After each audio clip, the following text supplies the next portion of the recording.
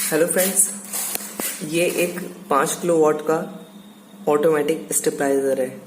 ठीक है, तो इस स्टेबलाइजर में दिक्कत क्या है? इस स्टेबलाइजर में एक तो दिक्कत ये है कि इसकी पूरी बॉडी पे करंट आ रहा है। करंट कैसे आ रहा है मैं आपको चेक करा देता हूँ। तो मैं एक मिनट इस अपने टेस्टर को ऑन कर लूँ। ठीक है, तो ये देखो, ये वही वाला टेस्टर जो मैंने बनाया था। अब इसी से चेक करके दिखाता हूँ। तो इसकी मैं यहाँ पेज पे टच करता हूँ। ये देखो, एलईडी ग्लो हो रही है, हट गई, ग्लो हो रही है। तो इसकी पूरी बॉडी पे करंट आ रहा है। इससे भी टेस्ट करके दिखा देता हूँ। ये वो वाला टेस्टर है। ठीक है,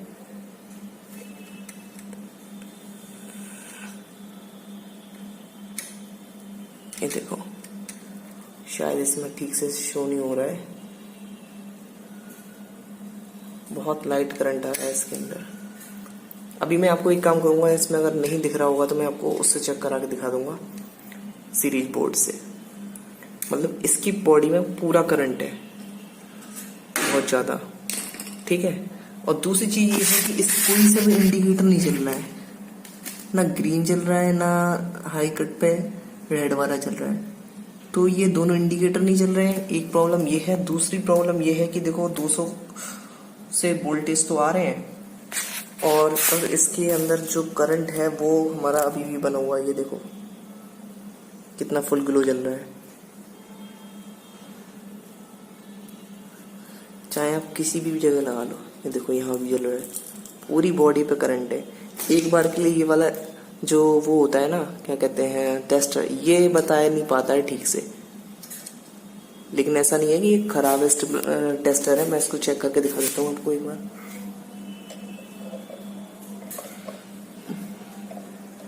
ये देखो यहाँ जल रहा है टेस्टर। ठीक है, लेकिन ये इतनी इसकी कैपेसिटी नहीं है, सेंसेबल नहीं है कि इसको पकड़ पाए, इसलिए मैंने ये वाला टेस्टर बनाया था।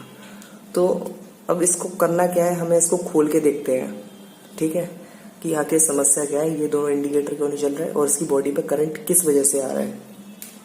तो सबसे पहले, अगर आपके घर में भी समस्या है तो किसी इस तरह की हरकत बिल्कुल ना करें, क्योंकि यहाँ पे मैं पूरी सेफ्टी के साथ काम कर रहा हूँ। ठीक है, तो सबसे पहले मुझे इसका ढक्कन खोलना पड़ेगा। तो मैं इसका सबसे पहले ढक्कन खोल लेता हूँ। पीस तो मैंने निकाल ही रखे थे। तो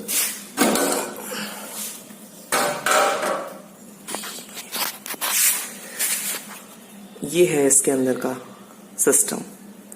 अब इसमें देखना ये पड़ेगा कि ये दिक्कत आ कहाँ पे रही है। अब देखो, इंडिकेटर, पहली चीज ये है कि हमारे इंडिकेटर नहीं जल रहे। इंडिकेटर अगर चलना बंद कर देते तो उसके पीछे एक सिंपल सा कारण ये रहता है कि इसके अंदर जो बल्ब लगे रहते हैं, जिसको हम नियॉन बल्ब कहते हैं, उसके अंदर एक रेजिस्टेंस लगी रहती है। अक्सर वो या तो वो जल जाती है या फिर बल्ब खराब हो जाता है। ठीक है, ये देखो इसके अंदर ये टूटी हुई है, ये दिख रही है आपको, ये टूटी हुई है। आप इसको सोल्डरिंग कर देना, लेकिन सोल्डरिंग करने से पहले रेजिस्टेंस चेक कर लेना इसकी, और ये नियॉन बल्ब चेक कर लेना। अगर ये दोनों ठीक है तो आपका इंडिकेटर ऑन हो जाएगा। अभी मैं इसको रिपेयर करूंगा, तब दिखाऊंगा इसको ग्लो करा के। ठीक है, ये तो हो गया रेड इंडिकेटर। अब जो ग्रीन इंडिकेटर है वो देखो, ये पूरा काला पड़ गया है, देख सकते हैं आप, जल गया है पूरा। तो हम इसको हटा देंगे, इसके बदले में कुछ दूसरा इंडिकेटर की जुगाड़ में, अगर नियॉन बल्ब होगा तो नियॉन बल्ब लगा देंगे, वरना कुछ एलईडी बल्ब होगा उसको भी कर लेंगे। कैसे भी करके काम चल जाएगा हमारा। ठीक है, तो ये हो गया ग्रीन बल्ब का, क्योंकि ये जल चुका है। ये ग्रीन वाला जो इंडिकेटर का नियॉन बल्ब है, ये पूरा जल चुका है। ये देखो, ये बिल्कुल ब्लैक पड़ रहा है, और ये देखो ये बिल्कुल व्हाइट है। ठीक है, तो ये तो हो गई इंडिकेटर की प्रॉब्लम। अब ये जो है बॉडी पे करंट आने का मतलब ये है कि कोई सा भी एक तार जिसमें करंट फ्लो हो रहा है वो इस पूरी पैनल की बॉडी से कहीं ना कहीं कनेक्ट हो पा रहा है। अब इसमें इतने सारे तार हैं, अब आप कैसे ट्रेस कर पाओगे कि कौन सा तार कनेक्ट हो रहा होगा बॉडी से या टच हो रहा होगा। तो देखो, सबसे पहले तो आपको करना ये है कि ऊपर ही ऊपर से देख लेना है कि कहीं ऐसा कोई तार तो नहीं है, या वो चूहे तो खहरा नहीं सकते, मतलब किसी कारणवश कट के, या समय के साथ साथ होता है ना, एक हर चीज की एक लिमिट होती है। तो उसकी जो कैपेसिटी होती है, कहीं वो तार टूट गया हो, गल के टूट गया हो, या कैसे भी करके टूट गया हो जिसकी वजह से बॉडी पर करंट आ रहा है, तो आपको सबसे पहले ये देख लेना कहीं इसमें कोई ऐसा तार तो नहीं है जो टूट के कहीं बॉडी पे कनेक्ट हो रहा हो। तो सबसे पहले आपको इसके अंदर ये देख लेना है। तो मैंने इसके अंदर देखा अच्छे से, तो मुझे कोई एक ऐसा तार नहीं मिला जो टूट के कहीं किसी बॉडी पे गिरा पड़ा हो। पहली चीज ये। दूसरी चीज ये, आपको ये देख लेना है, देखो इसमें बहुत पतले पतले वायरों का यूज होता है। देखो कितना पतला तार है ठीक। और यहाँ पे ये देखो ये कितना मोटा तार है। तो इसके अंदर हर तरह के वायरों का यूज किया जाता है, पतले भी तारों का भी और मोटे तारों का भी। ठीक, ये करीब 6 mm का वायर है ये वाला है। अब आपको ये देखना है कहीं ऐसा तो नहीं है कहीं कोई तार ज्यादा हीट होने, क्योंकि 24 घंटे चलता रहता है, हम जब तक घर में लाइट रहेगी तब तक चलता रहेगा। सबसे ज्यादा गर्म होता है ये, कहीं ऐसा तो नहीं इसके अंदर कोई तार गर्म हो गया हो, गर्म होके वो किसी बॉडी से चिपक गया हो, या जैसे होता है ना गर्म होने की वजह से कहीं से कोई तार निकल आता है वो टच हो रहा हो, ये भी देख लेना है। तो मैंने इसमें भी देख लिया, कोई दिक्कत नहीं है। पर देखो इसके अंदर एक एक चीज और बता दूं मैं आपको, ये तो ट्रांसफार्मर है ठीक है, और यहाँ पे 1 2 3 4 रिले हैं 24 वोल्ट की ठीक है, और यहाँ पे 909 के 2 ट्रांसफार्मर है ठीक, और यहाँ पे एक माइक्रो कंट्रोलर है ठीक है, ये वाला।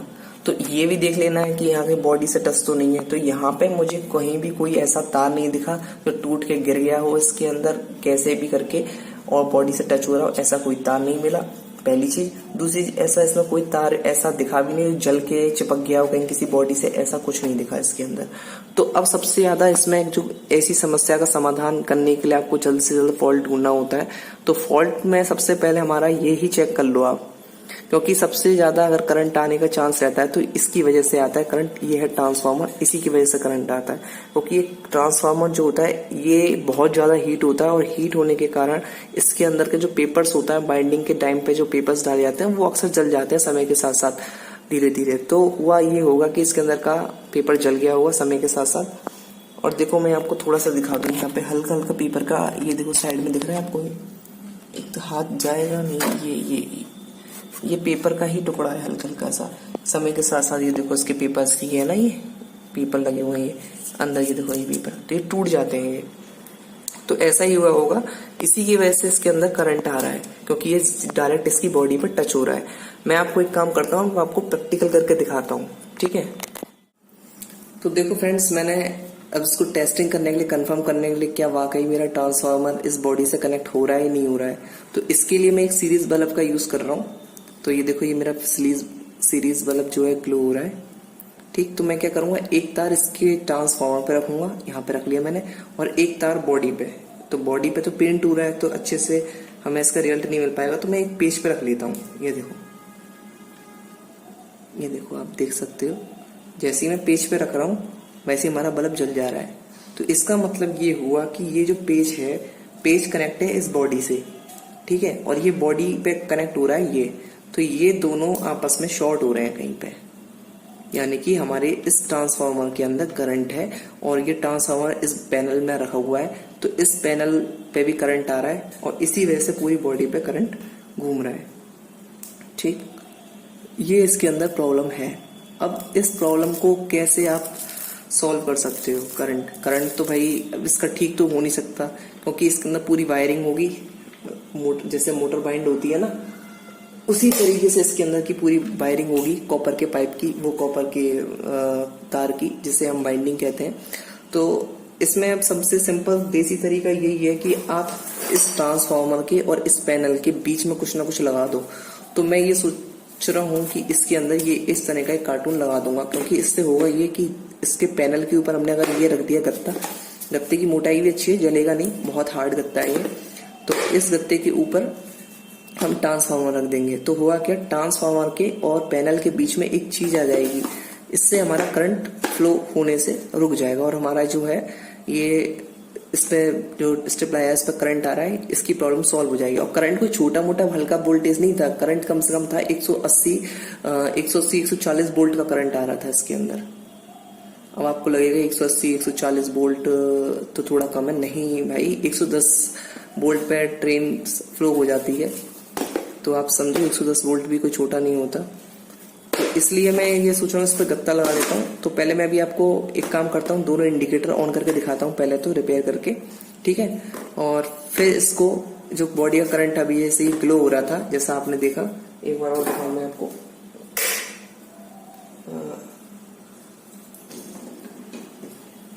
जैसे ये एक रखा स्टेबलाइजर पे, देखो पहले चेक करा दूं, बल्ब जल रहा है, ऐसे ही जलना चाहिए। एक रखा ट्रांसफार्मर पे और एक रखा इसकी बॉडी पे कनेक्ट किया पेज से, तो देखो बल्ब जल रहा है। वो थोड़ा सा बल्ब दूरी पे है तो आपको देखो स्क्रीन पे हल्की हल्की रोशनी से पता चल जाएगा कि कुछ ग्लो, ज्यादा लाइट ग्लो हो रही है, कम हो रही है। अब मैं उसको ला नहीं सकता पास में, इसलिए रुको मैं कोशिश करता हूँ लाने की।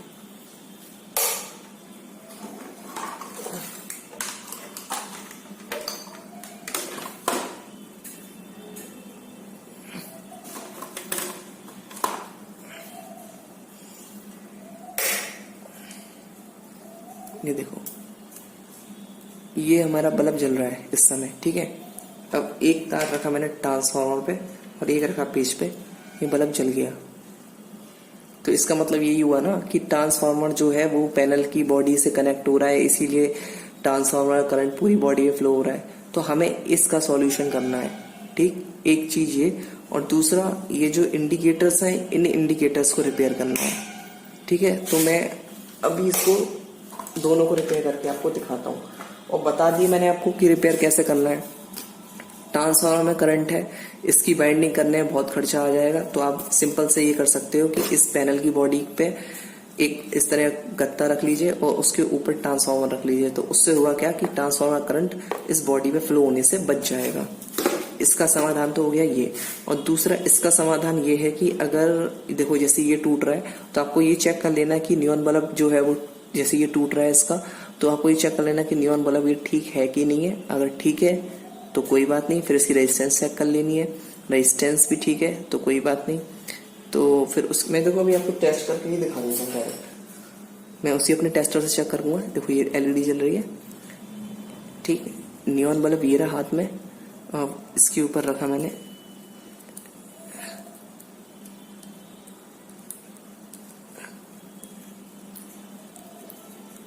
ये शायद इसमें भी थोड़ा सा कहीं पे कोई दिक्कत है, क्योंकि हल्की हल्की सी लाइट ब्लिंक कर रही है, देखो। तो इसका मतलब ये है कि कहीं ना कहीं करंट पास हो पा रहा है, तो ये हमारी बल्ब ज्यादातर ठीक ही होगा, ठीक। अब आप ऐसी रेजिस्टेंस चेक कर लो, ये देखो जल रही है एलईडी। इसका मतलब रेजिस्टेंस हमारी ठीक है। तो मतलब ये वाला तो बिल्कुल ठीक है, और ये वाला जो है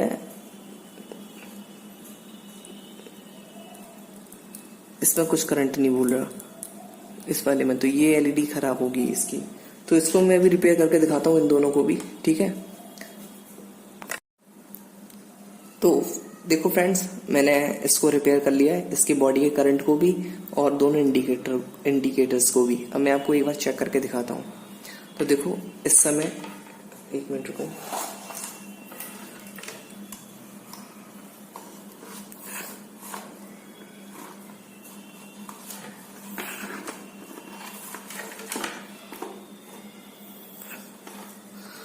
अरे यार आजा, आ गया। तो अब थोड़ा सा देखो बल्ब दिख रहा है आपको, जगह नहीं है इतनी तो आ नहीं पा रहा है वो। अब मैं आपको इसको चेक करके दिखाता हूँ, ठीक है। तो यहाँ से मेरा करंट है ही, पहले मैं आपको शॉर्ट सर्किट करके दिखाता हूँ सीरीज बल्ब को। ये देखो बल्ब जल रहा है मेरा, ठीक है। अब करते हैं इसकी टेस्टिंग। सबसे पहली चीज ये है हमारा ट्रांसफार्मर, ठीक है। ये देखो यहाँ पे मैं ट्रांसफार्मर से ट्रांसफार्मर रखूंगा दोनों तारों को, तो देखो बल्ब जल रहा है। अब एक तार मैं ट्रांसफार्मर पे ही रख देता हूँ और दूसरा तार मैं इसी पेज पे रखता हूँ, तो देखो कोई बल्ब नहीं जल रहा है, ठीक है। और मैं यही तार इस पे रखता हूँ तो जल रहा है, ठीक है। लेकिन अब ये यहाँ पे नहीं जल रहा है, इसका मतलब इसका जो बॉडी का करंट था, अब वो बॉडी का करंट नहीं आ रहा है, क्योंकि हमने जो ट्रांसफार्मर पे करंट आ रहा था उसको बॉडी से अलग कर दिया। किसके सहारे? वो उस गत्ते को लगा के, ठीक है। तो ये तो हमारा करंट गायब हो गया बॉडी में से, ठीक। एक चीज ये हो गई। दूसरा था हमारे ये इंडिकेटर्स नहीं चल रहे थे, तो देखो अब इंडिकेटर्स चेक करके दिखाता हूँ मैं। थोड़ा सा तार लूज हो रहा है, ये देखो ग्रीन कलर का इंडिकेटर चल गया, ठीक, ये रिपेयर हो गया एक, ठीक है। ये रेड वाला है,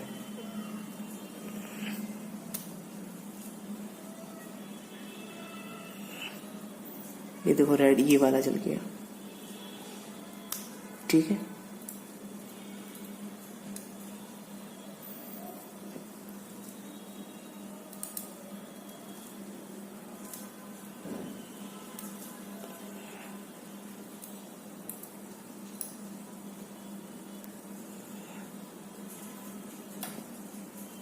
इसका मतलब ये है कि ये वाला देखो इंडिकेटर भी जल रहा है अच्छा खासा, ठीक। तो हमारे दोनों इंडिकेटर रिपेयर हो गए और इसका बॉडी का करंट जो था वो बंद हो गया, ठीक है।